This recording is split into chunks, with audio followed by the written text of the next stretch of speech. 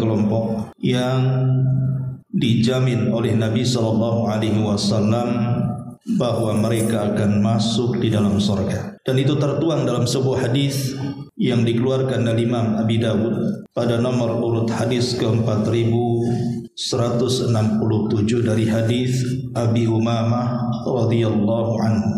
Nabi SAW bersabda, "Ana za'imun bi baitin fi rabadil jannati liman tarakal mirah wa in kana muhiqqah wa bi baitin fi wasatil jannati liman tarakal kadhiba wa in kana maziha wa bi baitin fi a'lal jannati liman hasuna khuluquhu." Kata Nabi SAW, aku akan memberikan jaminan satu rumah di tepian sorga bagi seseorang yang meninggalkan perdebatan meskipun dia di atas kebenaran. Dan aku juga menjamin akan dibangunkan satu rumah di sorga di tengah-tengahnya bagi seseorang yang meninggalkan kedustaan meskipun hanya bergurau atau bercanda. Dan aku juga menjamin satu rumah di sorga yang paling tinggi bagi seseorang yang bisa berakhlak dengan akhlak yang mulia.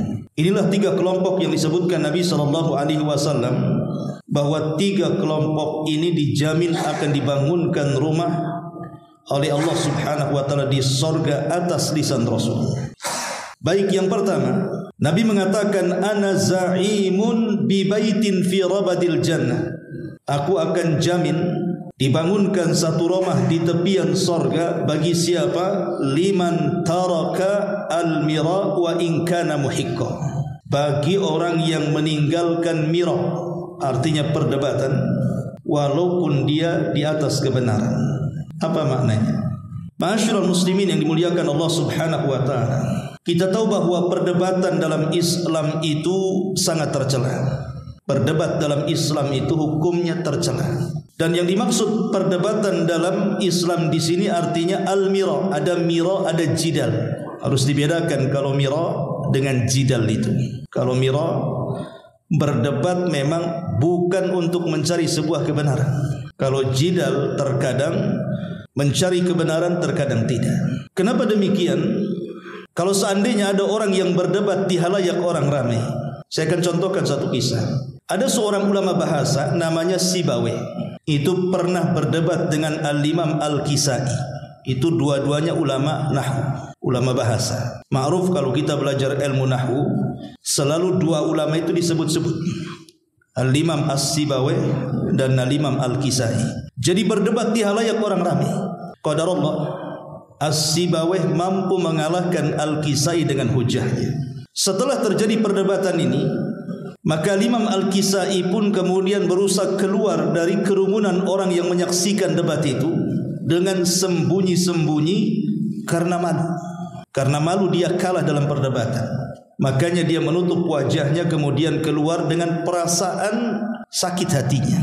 Dari sini kita tahu bahwa gambaran perdebatan Sibawayh dan Kisai ini, kalau orang kemudian melakukan perdebatan di halayak orang ramai dan orang itu bisa mengalahkan, terkadang yang dikalahkan itu merasa kecil hati, terkadang hatinya juga sedih. Lah sesiapa, kata Nabi SAW, yang dia menjaga hatinya, hati lawan debatnya, dia bisa mengalahkannya. Sebenarnya dia mampu mengalahkan dengan mudah, tapi karena ingin menjaga hati saudaranya, dia berpura-pura tidak memiliki hujah yang kuat, supaya kesannya itu ya sama-sama. Mungkin tidak ada kalah atau tidak ada menang, ataupun pura-pura kalah hanya untuk menjaga hati saudaranya. Maka orang yang mampu melakukan seperti ini, inilah yang dimaksud hadis ini. Allah Subhanahu wa taala akan menjamin satu rumah di sorga bagi yang meninggalkan debat walaupun dia di atas kebenaran. Makanya dalam sejarah ada orang namanya Abu Ubaidah Al-Qasim ibn Salam. Abu Ubaidah Al-Qasim ibn Salam rahimahullahu ta'ala, itu pernah berdebat dengan Imam Syafi'i dalam perkara kalimat quru dalam ayat Al-Quran, wal mutallaqatu yatarabbasna bi anfusihinna thalathata quru. Jadi ada kalimat quru dalam Quran maknanya. Dan wanita-wanita yang diceraikan oleh suaminya, maka masa tunggunya atau masa iddahnya itu 3 quru. Apa maksud 3 quru di sini? Ada yang mentafsirkan quru di sini maksudnya 3 kali haid. Ada yang mengatakan 3 kali suci dari haid. Jadi kalau ada wanita dicerai dan dia masih mengeluarkan darah haid, maka tidak boleh menikah dengan laki-laki lain sampai dia menghabiskan masa quruknya, masa iddahnya, masa tunggunya. Lah ada yang mengatakan masa tunggu itu 3 kali haid wanita ini baru boleh menikah lagi. Tapi ada yang mengatakan bukan haid tetapi bersih daripada haid. Apa bedanya? Bedanya kalau haid berarti semata-mata keluar darah. Ketiga kalinya berarti besoknya sudah bisa menikah dia dengan laki-laki lain. Tapi bagi yang mengatakan suci dari haid, tunggu dulu sampai selesai haidnya. Setelah suci baru boleh menikah lagi. Itulah makna quru. Jadi Imam Syafi'i ini dia berpendapat bahwa masa tunggu haid itu, masa tunggu wanita yang ditalak ataupun masa iddah itu 3 kali haid. Itu pendapat Imam Syafi'i. Tapi pendapat Abu Ubaidah Al-Qasim ibn Sallam ini sama-sama ulama di zamannya, pakar fikih ini. Dia berpendapat lain bahwa quru di situ bersih dari haid.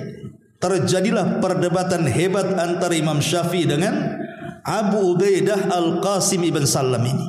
Tetapi kemudian setelah melakukan perdebatan, selesai berdebat, tiba-tiba Imam Syafi'i mengatakan, sungguh aku takjub dengan pendapatmu dan aku mengakui kekalahan debatku, dan sekarang aku berpendapat bahwa quru dalam ayat itu artinya suci dari haid sesuai dengan pendapatmu. Tetapi sebaliknya Abu Ubaidah Al-Qasim bin Sallam mengatakan, ya Syafi'i, sungguh aku yang kalah dan aku lebih cenderung kepada pendapat yang engkau berikan bahwa quru di situ artinya haid. Coba bayangkan, setelah selesai berdebat malah Imam Syafi'i mengikuti pendapat Abu Ubaidah Al-Qasim bin Sallam, tetapi Abu Ubaidah Al-Qasim bin Sallam justru mengambil pendapat Imam Syafi'i. Tukar-tukaran pendapat jadinya kan. Lah kalau debat seperti ini kan enak. Makanya para ulama salaf dulu kalau mereka ingin berdebat itu, maka selalunya mereka melaksanakan 2 rakaat sunnah. Berwudu, kemudian melakukan 2 rakaat sunnah wudu, kemudian berdoa kepada Allah. Apa doa para ulama dulu? Mereka berdoa kepada Allah Subhanahu wa taala kalau hendak berdebat itu, mereka menghendaki bahwa yang menang itu lawan debatnya. Mereka meminta kepada Allah agar yang menang itu lawan debatnya supaya dapat faedah. Sebab kalau seandainya yang menang kita yang mendebat, kita enggak dapat faedah, enggak dapat ilmu. Itulah yang diprinsipkan oleh Imam Syafi'i rahimahullahu taala, bahwa kalau dia hendak berdebat dia meminta kepada Allah kebenaran itu ada pada lisan lawan debatnya. Kalau ini akhlak ada pada diri kita, tidak mungkin perdebatan itu melahirkan permusuhan dan kedengkian. Karena perdebatan itu melahirkan kebencian dan juga kedengkian, bahkan permusuhan itu karena masing-masing mempertahankan ego dan kebenarannya menurut dia. Walaupun sudah kalah, jelas-jelas kalah, karena dia tidak menghendaki kebenaran, makanya dia tidak mengakui kebenaran yang ada pada orang lain. Bahkan yang lebih parah lagi, kalau habis berdebat, kemudian lawan debatnya tidak menerima pendapatnya, apa kata dia? Dasar kamu tidak mau kebenaran, katanya. Lah kok bisa dia mengatakan seperti itu? Kamu tidak mau kebenaran, buktinya kau menolak pendapatmu, katanya. Itu memaksakan pendapat dia dikonsumsi orang namanya kan. Tidak boleh dalam berdebat seperti itu. Bahkan kalau seandainya ada kemenangan dalam perdebatan, dia bangga. Tuh kan apa kata saya? Yang benar itu saya, katanya. Bukan itu tujuan berdebat itu. Tujuan berdebat adalah masing-masing mencari kebenaran, bukan pembenaran. Ma'asyiral muslimin yang dimuliakan Allah Subhanahu wa taala, karena dampak debat ini banyak. Pertama, bahwa debat ini yurisul adawata wal baghdha, bisa mewarisi permusuhan, bahkan bisa mewarisi kedengkian. Bahkan terkadang orang yang berdebat ini kalau dia kalah mengucapkan kalimat-kalimat yang tidak layak diucapkan. Makanya hindari perdebatan. Karena sekarang ini musim medsos, terkadang seseorang berdebat di kolom komentar atau antar grup dan begitu seterusnya. Ketika kemudian saling serang, ada orang-orang yang mengucapkan kalimat-kalimat yang menunjukkan dia bukan sedang mencari hidayah atau kebenaran, justru sedang melecehkan dan menghina orang lawan debatnya. Dan itu paling banyak itu. Dan ini bahaya kalau sudah seperti ini kan. Akhirnya melahirkan permusuhan dan juga kebencian. Yang kedua, debat ini menyebabkan haramnya ilmu. Satu hari dari Yunus dia mengatakan, telah dikirim kepadaku sebuah surat dari Maimun ibn Mihran. Isi suratnya, iyyaka wal khusumata wal jidal. Hati-hati engkau, hindari perdebatan dan hindari jidal. Kenapa? Wala tujadilna aliman wala jahilan. Jangan kau berdebat baik mengelawan orang yang alim ataupun orang jahil. Kenapa demikian? Ammal alim fa innahu yahzan anka ilmu wala yubali ma sanata. Wa ammal jahil fa innahu yahshan bi sadrika wala yuti'u. Karena kalau lawan debatmu seorang alim, boleh jadi kemudian engkau bisa mengalahkannya, maka sama saja engkau sudah membuat sedih hatinya, sudah merusak hatinya, dan dia tidak peduli apa yang kau lakukan. Tetapi orang jahil pasti dia akan mengeyel dan tidak akan mengikuti apapun yang kau katakan. Makanya kata Imam Syafi'i, aku tidak pernah kalah kalau berdebat dengan orang alim, tapi aku kalah kalau berdebat dengan orang jahil. Karena orang jahil itu ngeyelan. Debat sama orang jahil itu ngeyel, enggak dapat kebenaran. Makanya Imam Syafi'i mengatakan, aku tidak pernah berdebat dengan siapapun kecuali aku menang katanya. Kecuali melawan orang jahil aku kalah katanya. Makanya dari sini ma'asyiral muslimin yang dimuliakan Allah Azza wa Jalla, hindari perdebatan, terutama dalam masalah-masalah khilafiyah. Masalah-masalah khilafiyah yang masing-masing ulama ada pendapat di situ. Contoh namanya kunut subuh nih. Ada orang berdebat kunut subuh itu sampai sengitnya saling sesat menyesatkan. Gara-gara masalah kunut. Padahal kunut subuh sendiri masalah khilaf ulama ini. Itu kan sumbernya gara-gara masalah hadis. Ada tambahan dalam hadis itu, Nabi SAW kunut sampai dia meninggal. Sebagian para ulama mengatakan bahwa tambahan ini lemah. Sebagian orang mengatakan tambahan ini sahih. Imam Syafi'i mengatakan sahih tambahannya. Imam Ahmad mengatakan tidak sahih tambahannya. Bagi yang mensahihkan tambahan hadis ini berarti disyariatkan kunut. Bagi yang melemahkan berarti kunut itu bid'ah. Tapi kan sama-sama punya hujah di sini. Kalau masalah khilafiyah kemudian diperdebatkan sampai sesat menyesatkan, bid'ah membid'ahkan, ini tidak paham adab perdebatan. Jadi hindari perkara-perkara. Kalau memang kita ini berdebat, kemudian lawan debat kita ini nampaknya ngeyelan, ataupun dia tidak hendak mencari kebenaran, tinggalkan saja. Karena asal memang meninggalkan perdebatan itu disyariatkan sebagaimana hadis ini. Ma'asyiral muslimin yang dimuliakan Allah Azza wa Jalla, termasuk juga jidal ini sababun li raf'il barakati wa dhihabil khairi. Perdebatan ini menyebabkan terangkatnya berkah dan kebaikan. Dulu di zaman Nabi SAW didatangi malaikat Jibril ketika bulan Ramadan. Kemudian Rasul diberitahu tentang tanggal Lailatul Qadar. Rasul senang karena dikasih tahu tanggal Lailatul Qadarnya tanggal sekian. Berarti kalau sudah diketahui tanggal sekian, berarti tidak perlu lagi capek-capek mencari Lailatul Qadar kan, karena sudah ada tanggalnya. Tetapi setelah Rasul SAW keluar rumah ingin memberitahu para sahabatnya tentang tanggal Lailatul Qadar itu, tiba-tiba di jalan ada dua sahabat yang berdebat sampai mengangkat suaranya. Maka Nabi SAW akhirnya sibuk melerai dua orang ini. Lama sekali Rasul kemudian mendamaikan dua orang ini sampai betul-betul damai. Setelah meleraikan dua orang yang berdebat ini, Rasul lupa. Kemudian pulang ke rumah. Padahal tujuannya dia keluar rumah itu ingin memberitahu tanggal Lailatul Qadar. Tapi karena sibuk kemudian melerai dua orang yang berdebat, dia lupa memberitahu, langsung pulang. Sampai di rumah dia tidak ingat lagi tanggal berapa itu. Lihat bagaimana gara-gara perdebatan ini akhirnya hilang berkah kan. Terpaksa akhirnya kita harus mencari Lailatul Qadar dengan susah payah di 10 malam terakhir itu, karena tidak tahu Lailatul Qadar tanggal berapa jadinya kan. Entah tanggal 21, 23, 25, 27, 29, kita tidak tahu yang satu pun. Makanya Aisyah radhiyallahu anha ketika ditanya tentang Lailatul Qadar, Aisyah mengatakan Lailatul Qadar itu sama dengan Ismul A'zam dalam Asmaul Husna. Nama Allah yang agung dalam nama-nama Allah yang 99 nama itu. Tidak tahu mana yang satu. Sehingga kita harus mencarinya. Begitu juga malam Lailatul Qadar tanggalnya berapa, tidak ada yang tahu kecuali harus mencarinya. Tapi Rasul sudah mengatakan carilah di 10 akhir Ramadan. Tapi lihat gara-gara perdebatan dua orang ini akhirnya berkah hilang. Coba kalau seandainya tidak ada orang yang berdebat, kemudian Rasul memberitahu umatnya, kan kita tidak lelah-lelah. Pasti pamannya pada tanggal 27, semua serentak tanggal 27 pasti orang itu menghidupkan malam. Inilah gara-gara debat diangkatlah kebaikan. Nah, itu pengaruh daripada jidal. Kemudian juga jidallah sababul halak. Dia sebab kehancuran. Nabi SAW mengatakan, "Dharuni ma taraktukum, fa innama halaka man kana qablakum bi kathrati su'alihim wa ikhtilafihim ala anbiya'ihim." Sudah, lakukan saja apa yang kutinggalkan kepada kalian, kata Nabi. Karena hancurnya umat sebelum kalian terlampau banyak pertanyaan mereka dan perselisihan mereka terhadap nabi-nabi mereka. Lihat Bani Israel ketika berdebat dengan Nabi Musa soal sapi betina.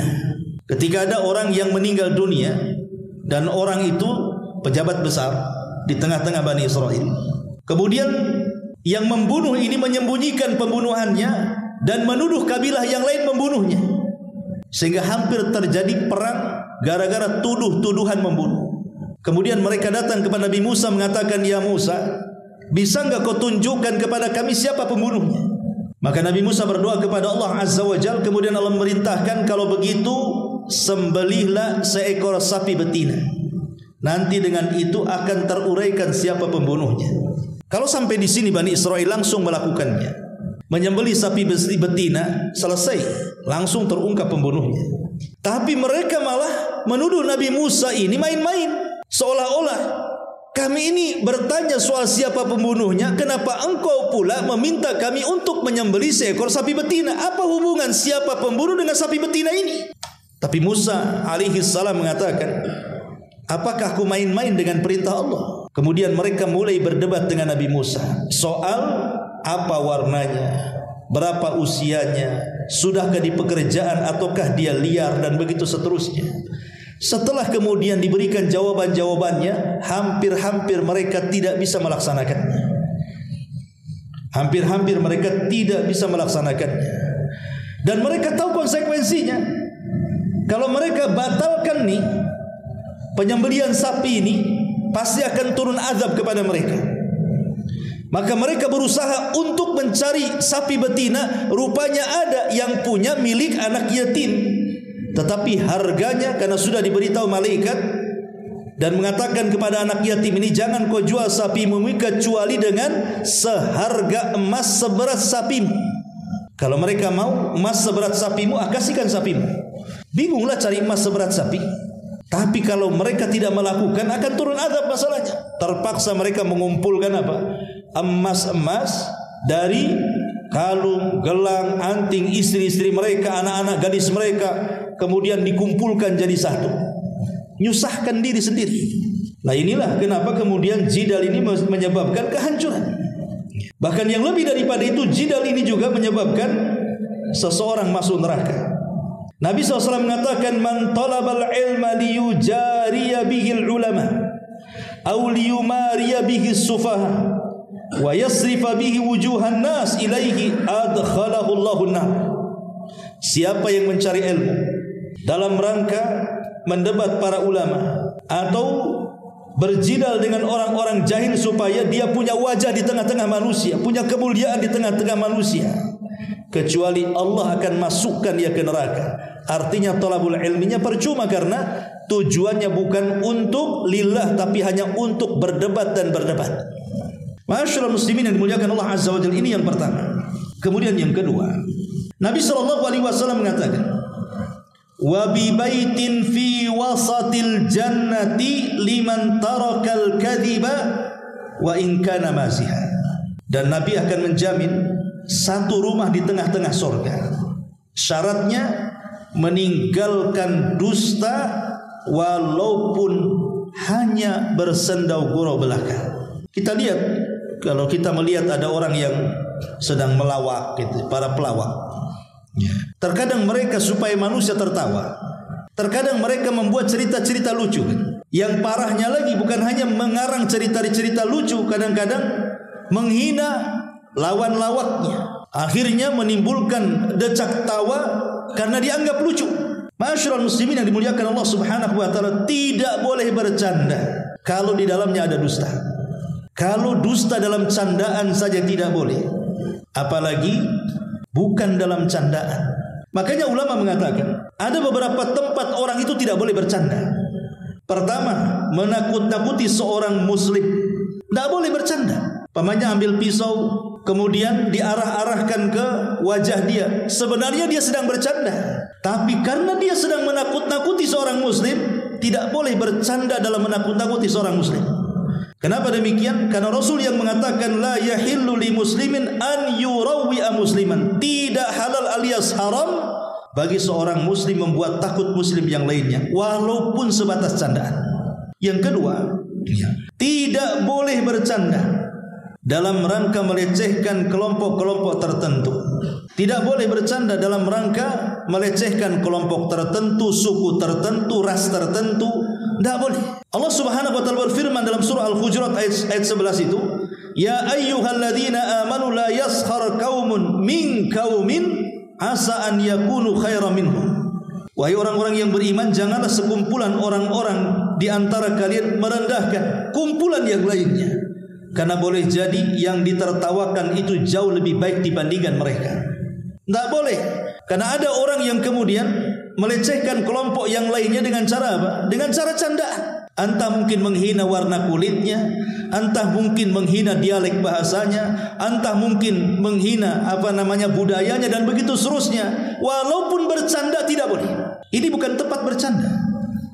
Kemudian yang ketiga, tidak boleh canda itu isinya tuduhan ataupun fitnah terhadap orang. Tidak boleh bercanda, walaupun bercanda kalau di dalamnya ada fitnah, ada tuduhan kepada orang lain, maka sangat dilarang oleh para ulama. Ini yang ketiga. Kemudian yang keempat, jangan pula bercanda kepada orang yang tidak suka bercanda. Kan ada orang yang tidak suka bercanda kan?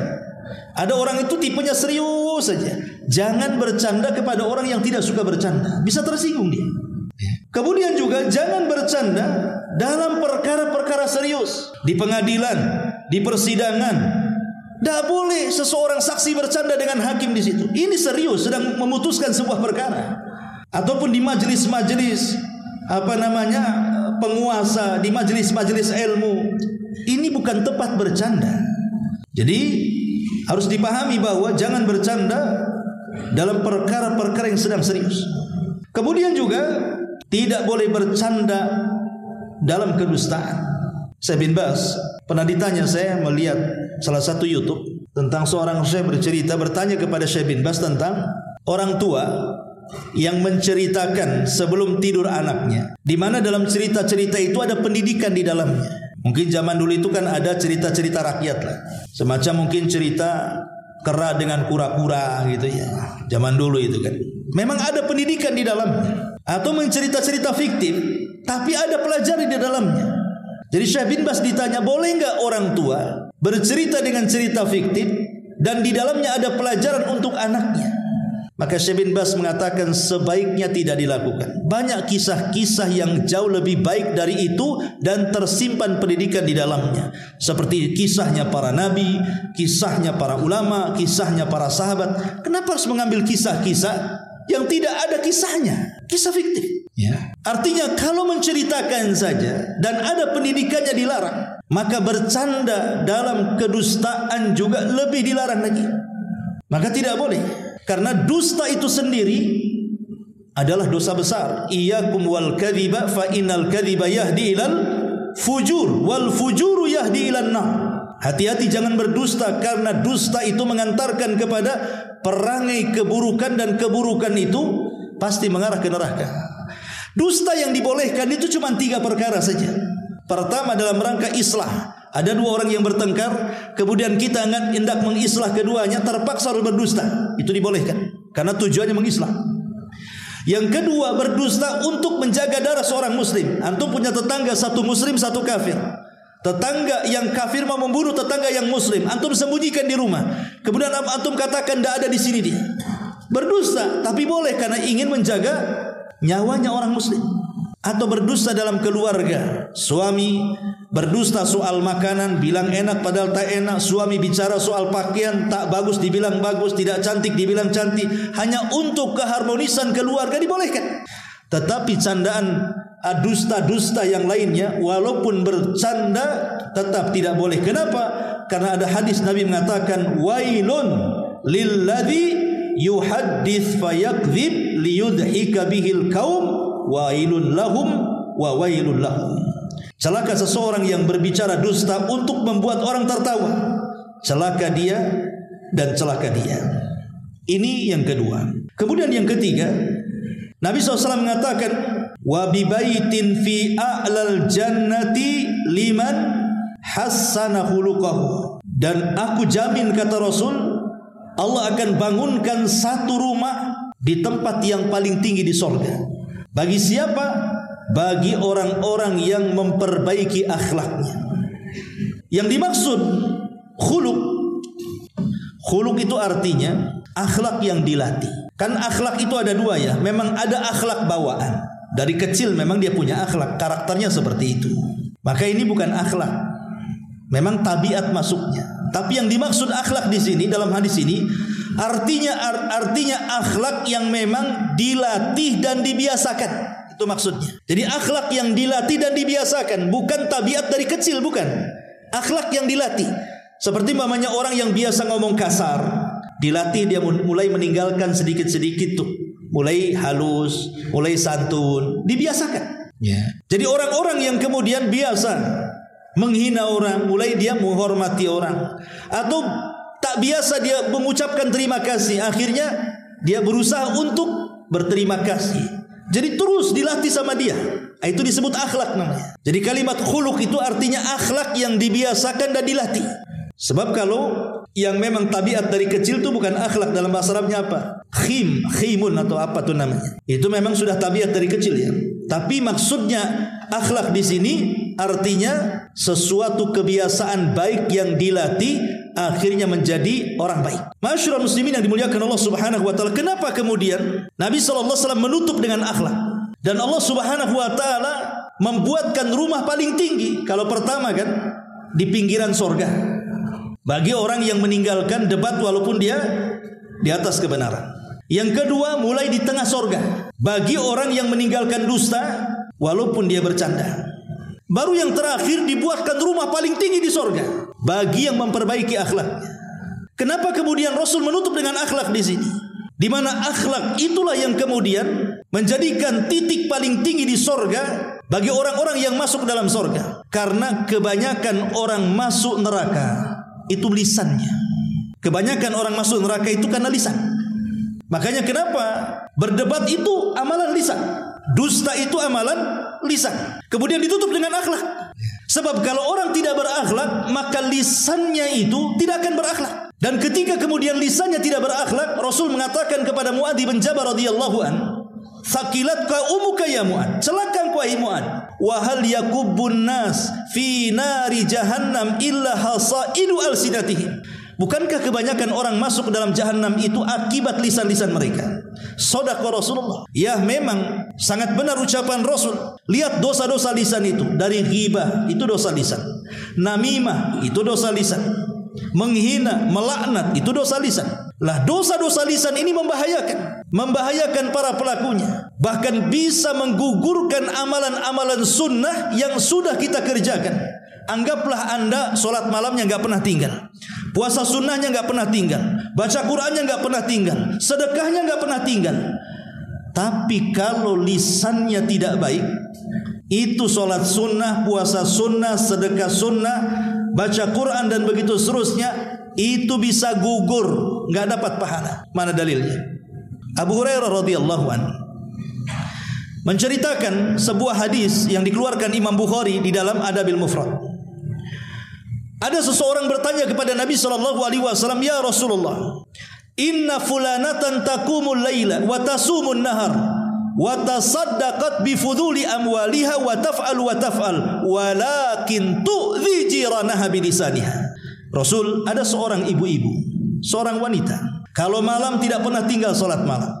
Kalau siang tidak pernah puasa, tidak pernah tinggal puasa sunnah. Dan tempat-tempat yang dihajatkan untuk disedekahkan, maka dia sedekahkan hartanya di situ. Dan dia pun banyak melakukan kebaikan ini dan itu. Tapi penyakitnya satu, wahai Rasul, lisannya membuat tidak aman tetangganya. Selalu menyakiti tetangganya. Coba di antara kita, siapa yang rajin sholat malam? Siapa di antara kalian yang rajin sholat malam atau puasa sunnah? Senin Kamis lah, kalaupun tidak puasa Daud. Atau yang rajin setiap hari baca Quran. Atau yang rajin bersedekah ke sana kemari kan? Tidak ada. Tapi wanita ini sempurna. Sholat malamnya, ia puasa sunnahnya, ia baca Qurannya, sedekahnya oke, berbuat kebaikannya banyak. Tetapi penyakitnya satu, lisannya tidak bisa dijaga kepada tetangganya. Apa kata Rasul? Kata Nabi SAW, la khaira fiha hiya min ahlin nar. Wanita itu tidak ada kebaikannya, kata Rasul. Bahkan wanita itu layak masuk neraka. Lalu buat apa puasanya? Buat apa solatnya? Buat apa sedekahnya? Buat apa baca Qur'annya? Kalau harus hangus gara-gara dosa lisannya. Makanya dosa lisan ini luar biasa. Di zaman Nabi SAW ada dua orang bertengkar soal nasab. Yang satu mengatakan, tahu enggak kamu siapa saya? Kata. Tahu enggak kamu siapa saya? Dengan sombongnya dia mengatakan. Kata kawannya, emang siapa kamu? Dia mengatakan, ana fulan, ibn fulan, ibn fulan, ibn fulan, ibn fulan. 9 kakeknya disebut dengan bangganya. Karena kakek-kakeknya itu orang-orang hebat menurut dia. Setelah dia menyebutkan, karena ingat orang Arab itu kan berbangga dengan nasab biasa. Makanya mereka itu paling hafal nama-nama kakek mereka itu. Dari mulai kakek pertama, kedua, ketiga, keempat mereka hafal. Silsilah mereka itu sampai di mana mereka hafal. Kita ini enggak hafal. Kakek kedua saja kita enggak tahu siapa nama kakek kedua kita. Kita hafalnya ya orang tua sama bapaknya orang tua. Nah, kalau bapak-bapaknya orang tua bingung tuh namanya tuh. Karena kita tidak pernah berbangga dengan nasab. Kecuali dari darah keraton gitu ya, yang ada darah-darah birunya. Tapi di Arab itu mereka berbangga dengan nasab. Sehingga kemudian saking bangganya dengan nasab, dia sebutkan 9 kakeknya ke atas. Mulai dia menghina kawannya dan mengatakan, amma anta fala ummalak, katanya. Adapun engkau, saya yakin tidak punya nasab sebaik aku, katanya. Dengan sombongnya dia. Maka lawannya ketika hendak menyebutkan nasab, dengan malu-malunya karena kakeknya tidak sehebat kakek kawannya, ketika hendak mengatakan saya fulan ibn fulan, datang Nabi datang di situ. Kemudian Nabi SAW menghentikan, jangan kalian berdebat soal nasab. Kemudian Rasul menceritakan tentang kisah 2 orang di zaman Bani Israel yang sama-sama cerita tentang nasab. Jadi zaman Bani Israel ada 2 orang yang mengatakan, tahukah kamu siapa saya? Saya fulan bin fulan, fulan bin fulan, fulan bin fulan, sampai 9 kakinya dengan bangga disebutkan. Setelah dia menyebutkan kaki buyutnya, dia menghina kawannya dan mengatakan, amma anta fala ummalaka. Adapun engkau, pasti engkau tidak sehebat nasabku, kata. Kemudian orang ini dengan malu-malunya menyebutkan, baik, saya fulan ibn fulan, fulan ibn fulan. Baru menyebut kakek buyut yang ketiga, mau menyebut kakek buyut yang keempat, dia sadar bahwa kakek buyut yang keempat itu bukan muslim, kafir. Dia tidak mau menyebutkannya.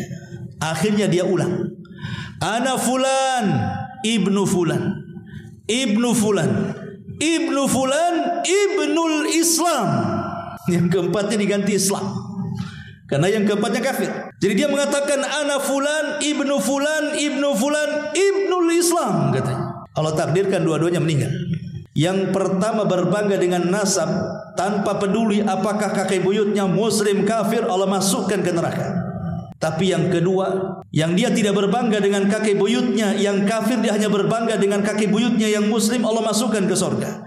Lihat ikhwatu fillah, muliakan Allah Azza wa Jalla. Hadis ini sahih. Ya. Orang ini masuk ke neraka bukan karena zalim, kan?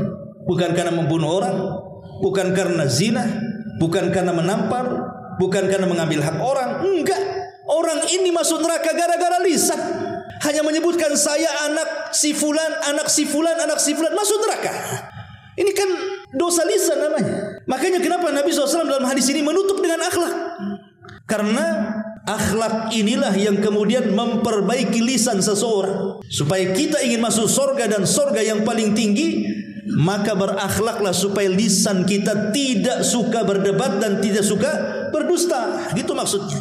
Ma'asyiral muslimin yang dimuliakan Allah Azza wa Jalla. Adapun keutamaan akhlak sendiri yang pertama, sabab lidukhulil jannah. Sudah jelas, akhlak itu menyebabkan orang masuk surga berdasarkan hadis yang kita baca. Yang kedua, sababun fi mahabbatillahi li'abdi. Akhlak itu sebab mendapatkan kecintaan Allah kepada hambanya ataupun kecintaan hamba kepada hamba yang lain. Terkadang begini ikhwatu fiddin, ada dua orang ya, yang satu sudah mengaji, Masya Allah gitu ya, pakai gamis, cingkrang, berjanggut dan begitu seterusnya. Oh, sunnah-sunnah Nabi oke lah secara lahiriah. Tapi kalau ngomong kadang-kadang tidak terkontrol, masih kasar, masih suka mukul istrinya, masih suka mengasingkan diri karena beda kelompoknya, dia tak mau nyapa, tak mau salam, tak mau ngomong kan gitu. Ini yang satu tidak pernah ngaji. Boleh jadi mungkin sholat pun tidak, ngaji pun tidak kan gitu. Tapi akhlaknya bagus, senyum, suka bantu, pokoknya muamalahnya bagus. Terkadang di mata manusia, siapa yang disukai? Yang disukai itu yang bagus akhlaknya, walaupun dia tidak ngaji, walaupun tidak sholat, walaupun tidak melakukan ibadah. Itu terkadang ya, itu maksudnya di mata manusia ya. Apalagi kalau seandainya sudah bagus akhlaknya, bagus pula ibadahnya, maka sempurnalah hidupnya. Makanya kenapa Nabi SAW mengatakan, idza ja'akum man tardawna dinahu wa khuluquhu fazawwijuh. Kalau ada laki-laki datang melamar putrimu, baik agamanya, baik akhlaknya, nikahkan segera. Sebab kalau tidak, hancur anakmu nanti. Dia terus mengatakan apa? Baik agama dan akhlak. Berarti agama dan akhlak ini tidak bisa dipisahkan. Sebab kalau seandainya hanya bagus agamanya saja tapi tidak bagus akhlaknya, ada kekurangan dalam hidupnya. Ataupun sebaliknya, bagus akhlaknya tapi kurang bagus agamanya, ada kekurangan dalam hidupnya.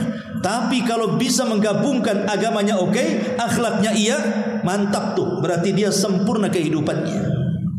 Ma'asyiral muslimin yang dimuliakan Allah Azza wa Jalla. Ini yang ketiga. Yang keempat, akhlak ini bisa memberatkan timbangan. Ma min syai'in athqal fil mizani min husnil khuluqi, kata Rasul. Tidak ada sesuatu yang mampu memberatkan timbangan kelak pada hari kiamat melebihi baiknya akhlak. Dan baiknya akhlak itu ada pada 5 tempat. Orang dikatakan baik. Baik akhlak itu ada di 5 tempat. Pertama kata para ulama, talaqatul wajhi indal liqa. Wajah yang tidak menyeramkan ketika berjumpa dengan saudaranya.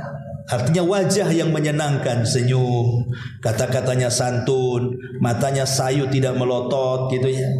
Kemudian wajahnya juga menghadap kepada orang yang diajak bicara, walaupun yang diajak bicara itu mungkin lebih rendah dibandingkan dia. Itu namanya talaqatul wajhi.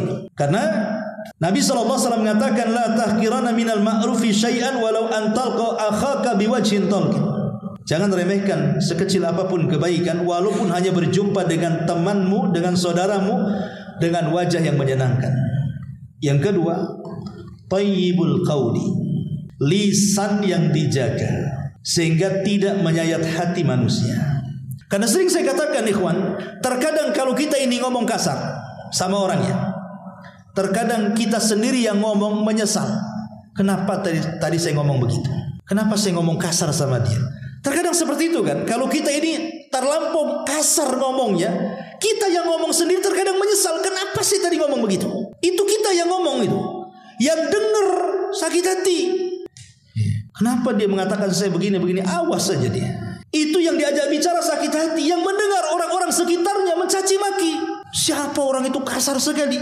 Kan begitu kalau orang kasar ngomongnya kan. Kita yang ngomong menyesal, yang diajak ngomong juga sakit hati. Orang-orang di sekitarnya yang melihat pun mengutuk kita.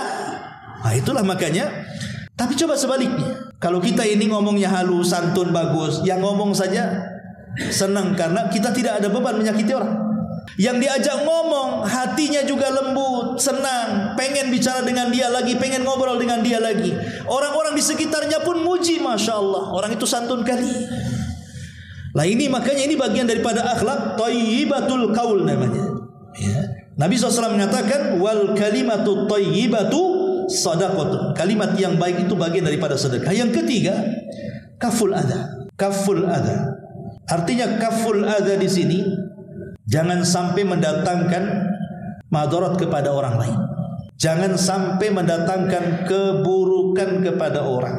Naruh sampah, ya memang betul sampah itu depan rumah kita, tapi itu sampah basah, baunya ke tetangga. Lah ini kan masalah kan. Apalagi kalau sampahnya jelas-jelas diletakkan depan rumah tetangga pula kan, itu kurang ajar namanya. Yang jelas-jelas saja kita letakkan di depan rumah kita, tapi kalau baunya ke tetangga, itu sama nggak punya akhlak namanya. Atau naruh motor asal-asalan gitu ya, parkir depan rumah tetangga. Atau punya pohon mangga di depan rumah, giliran panen kita yang ambil buahnya, giliran nyapu tetangganya yang nyapu bersih tuh daunnya. Ini kan masalah ya Pak. Nah ini contoh-contoh, maka akhlak itu jangan sampai membawa madarat kepada orang lain. La dharara wa la dirar. Baik dengan lisan kita atau dengan perbuatan kita. Al muslimu man salimal muslimuna min lisanihi wa yadihi. Seorang muslim itu kalau muslim lainnya selamat dengan lisan dan tangannya. Yang keempat, tahammul adza an-nasi. Maafkan. Ya, jangan membalas. Kalau disakiti manusia jangan membalas sebisa mungkin. Pamannya ada saudara kita menyakiti kita dengan lisannya. Kalau kita balas lisan dengan lisan, maka tidak bisa dibedakan mana yang berakal, mana yang gila. Supaya dibedakan sama-sama. Oh dia tidak berakal, saya jangan sampai dia tidak berakal. Supaya terbedakan mana yang baik, mana yang buruk. Sabar. Idfa billati hiya ahsan. Kalau bisa balas dengan sesuatu yang jauh lebih baik lagi. Kalau kita bisa melakukan seperti ini berarti kita berakhlak. Makanya ada istilah para ulama, apapun yang diucapkan manusia itu jangan dipedulikan. Karena hakikatnya orang yang sedang marah dengan ucapan yang kasar kepada kita, dalam hatinya ada bara api yang sedang diluapkan. Kalau seandainya kemudian kita ikut marah dan mengatakan yang sama, itu sama dengan memindahkan bara api saudaranya ke dalam hati kita. Sama-sama marah, sama-sama menyala akhirnya kan. Nah ini jadi masalah jadinya. Makanya kenapa Al-Quran mengatakan wa jazaa'us sayyi'ati sayyi'atun mithluha. Kalaupun harus kita balas kejahatan orang itu, maka balaslah sesuai dengan kejahatannya saja, jangan lebih. Ada orang ingin membalas kejahatan dengan kejahatan yang lebih dibandingkan kejahatan dia kepada kita. Yang sering saya contohkan, kalau seandainya ada orang yang mencaci maki kita, anggap saja dia mengatakan kepada kita, oh dasar bangsa, maka kita boleh membalas dengan membalik kata-kata, kau yang bangsat, titik sampai di sini. Karena dia ngomong begitu. Ya. Jangan pula kita tambah. Ya. Oh dasar bangsat, dasar anjing, dasar babi. Ah, ini menambah namanya. Ya. Tidak boleh kita menambah cacian orang. Kalau dia menyebutkan satu kata, kita balik kata-kata itu yang dibolehkan. Kalaupun harus membalas. Karena Allah yang mengatakan wa jazaa'us sayyi'ati sayyi'atun mithluha kan itu. Balasan orang yang berbuat jahat itu dengan kejahatan yang sama. Tidak boleh lebih. Kalau lebih itu namanya berarti kita lebih jahat dibandingkan dia. Maka kenapa kemudian tahammul adza ini bagian daripada akhlak. Dan yang terakhir, al-ihsan ilan nas ma'a isaatihim. Berbuat baik kepada manusia padahal mereka sudah berbuat jahat kepada kita. Kalau ini bisa dilakukan luar biasa. Lihat Abu Bakar Siddiq radhiyallahu anhu. Sudah jelas-jelas Mistah ini, Ibn Utsatha ini memfitnah Aisyah berzina dengan Safwan, padahal ini adalah berita hoax yang ditimbulkan orang-orang munafik. Sementara Mistah Ibn Utsatha ini setiap hari yang ngasih rumah Abu Bakar, yang ngasih uang bulanan Abu Bakar, makan ikut Abu Bakar. Ketika terjadi fitnah Aisyah, ikut-ikut memfitnah dia. Siapa yang tidak sakit hati? Abu Bakar manusia sakit hati juga. Tapi kemudian turun ayat, tidak boleh seseorang bersumpah padahal dia punya kekayaan untuk tidak memberi makan kepada kerabatnya. Bukankah Allah ingin mengampuni dosa-dosamu? Maka kemudian setelah turun ayat ini, wala ya'tali ulil fadli minkum wasaila, akhir ayat itu, maka Abu Bakar kemudian meredam marahnya. Dan dia berjanji kepada Allah, dia ingin memberikan nafkah lagi kepada Mistah 2 kali lipat dari sebelumnya. Bisa seperti Abu Bakar? Tidak ada. Kalau kita ini merawat saudara kita, tahu-tahu saudara kita memfitnah kita, bisa diusir sama kita di rumah. Ngapain aku rawat kau, katanya. Pergi sana. Lah, kalau kita bisa berbuat baik kepada orang yang berbuat jahat kepada kita, ini bagian daripada akhlak yang mulia. Inilah 5 yang disebut dengan akhlak oleh para ulama. Ma'asyiral muslimin yang dimuliakan Allah Subhanahu wa taala. Dan yang terakhir tentunya, akhlak adalah alamah ala kamalil iman. Akhlak itu alamat yang menonjol tentang kesempurnaan iman. Rasul mengatakan akmalul mu'minina imanan ahsanuhum khuluqa. Sesempurna iman seorang mukmin adalah yang paling baik akhlaknya. Wallahu a'lam bishawab. Inilah yang bisa sampaikan, mudah-mudahan manfaatnya. Subhanallah bihamdika asyhadu an la ilaha illa anta astaghfiruka wa atubu ilaik. Allahu ta'ala alam. Assalamualaikum warahmatullahi wabarakatuh.